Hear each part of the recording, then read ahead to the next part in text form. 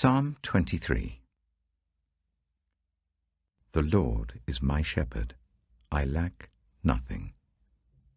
He makes me lie down in green pastures. He leads me beside quiet waters. He refreshes my soul. He guides me along the right paths for his name's sake. Even though I walk through the darkest valley, I will fear no evil, for you are with me. Your rod and your staff, they comfort me. You prepare a table before me in the presence of my enemies. You anoint my head with oil. My cup overflows. Surely your goodness and love will follow me all the days of my life, and I will dwell in the house of the Lord forever.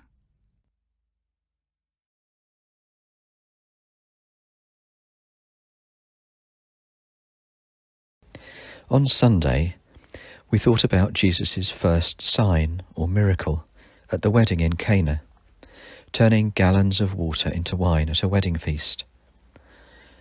John calls this a sign of the kingdom, of heaven touching earth in the person of Jesus. It struck me as I was thinking about this that Psalm 23, probably one of the best-known Bible passages, tells us about this coming kingdom. We hear in the words of the psalm about what it means to follow the Good Shepherd and to have him with us. We read of peace and provision. The Lord is my shepherd, I shall not want or lack. Because as we trust the shepherd, he leads us through the wilderness places to the places of pasture. It's not like our green and pleasant land. Those who know the Middle East will know how dusty and dry and desert-like it can be. Well-worn trails across the desert to find the springs and the areas of pasture. How important it was that he leads us in those right pathways, for wandering away can be dangerous and even fatal. There are promises of safety and support in the dark valleys. We often associate that dark valley with things that we struggle with illness or bereavement. But these valleys in the desert would be cold and dangerous places where wild animals hunted. And the Good Shepherd is there to give us strength and to guide us safely out of those valleys. His rod and his staff are our comfort. That doesn't mean something nice and soft and cosy. There's a part of the Bayeux tapestry which says William comforts his troops and shows him prodding them with a spear to get them moving. Here, the Good Shepherd with his staff and his rod prods those wayward sheep to get them moving through the valleys to those places of safety once more. David faced his own serious dangers too in his life, and yet he's able to say that the Good Shepherd provides, so that he was kept safe in the shelter of his grace. A table spread out before his enemies, and a cup that was overflowing. I wonder if the wedding guests reflected on these words when they heard Psalm 23 being read afterwards in their synagogues. Their cup overflowing. Here is a Good Shepherd, whose goodness and loving kindness characterizes his nature, the nature of God's kingdom. Maybe we could use these well-known words to reflect on Jesus and his kingdom, the kingdom we pray for and walk in, and be reminded of those times too when we have known heaven touching earth through him.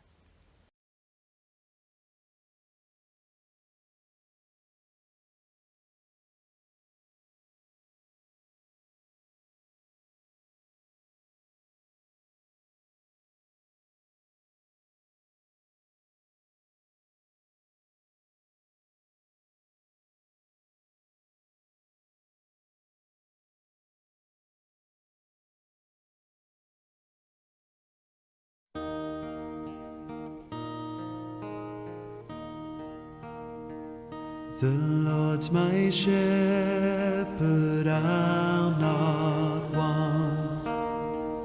He makes me lie in pastures green.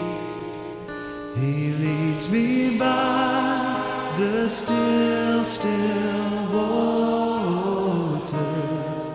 His goodness restores my soul. And I will trust in you alone. And I will trust in you alone. For your endless mercy follows me. Your goodness will lead me home. He guides my ways in righteousness, and He anoints my head with oil, and my cup it overflows with joy. I feast on His pure delights,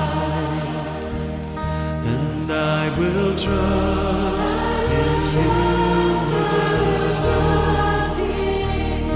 And I will trust in you alone.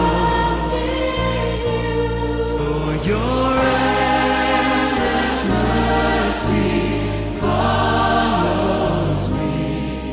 Your goodness will lead me home. And though I walk the darkest path, I will not fear the evil one. For you are with me, and your rod and staff are the comfort I need to know. And I will trust in you alone. And I will trust in you alone.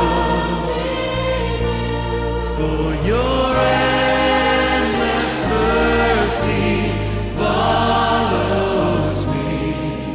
Your goodness will lead me home. And I will trust, and I will trust in you alone.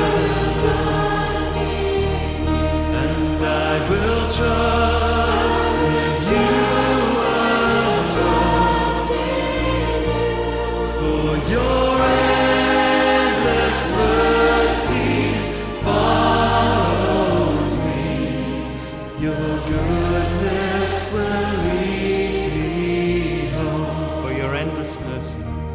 For your endless mercy follows me. Your goodness will lead